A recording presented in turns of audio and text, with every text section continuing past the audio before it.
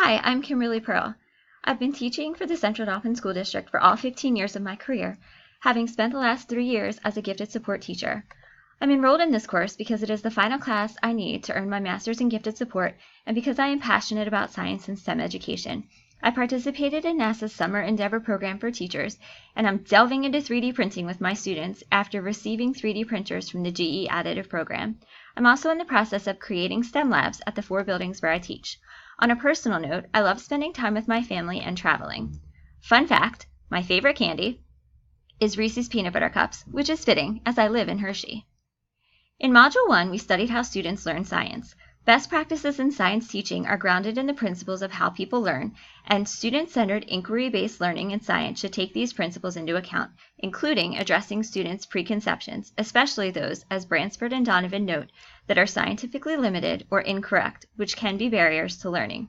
As teachers, our goal is for our students to achieve conceptual change that allows for deep understanding, as opposed to simple fact recall. Furthermore, we want our students to engage in metacognition in order to monitor their own progress and understanding. Students also need to be encouraged to take risks and to use their imagination in science, make observations without the fear of being incorrect, and engage in reasoning to help them make sense of problems. Furthermore, students learn best when they can connect science concepts as part of a big picture, rather than learning the concepts in isolation, as noted by Bruner. The importance of practicing the habits of mind was embedded throughout the readings. Costa and Kallick's 16 Habits of Mind are applicable to science learning, especially the following. Minstrel and Krauss also noted the importance of teachers unconditionally respecting students' capacity for learning complex ideas and the reciprocity of students' respect of the teacher as an instructional leader. Another learning idea was allowing students to major in activities to gain a deeper focus and understanding, as opposed to briefly rotating through several different activities. This ties in with the practice that teachers should emphasize learning for understanding versus simply learning the procedures of things. And all of this should occur in a balanced learning environment which takes into account learners, knowledge, and assessments.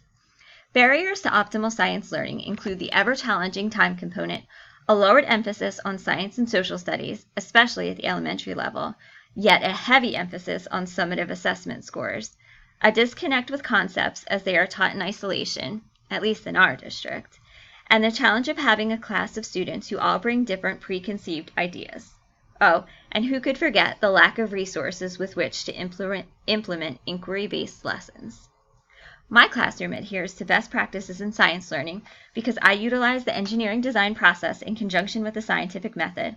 I focus primarily on formative assessments to ensure that my students demonstrate understanding as we move through activities, and I emphasize a growth mindset where risk-taking and mistake-making are encouraged.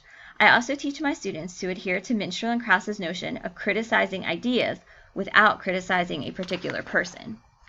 I'm most closely aligned with the perspectives that STEM means coordination across disciplines and complementary overlapping across disciplines, so the diagram that I created for my STEM perspective is a balanced Venn diagram, as I see the components of STEM all intersecting in different ways depending on the concept or the application activity that the teacher chooses to use.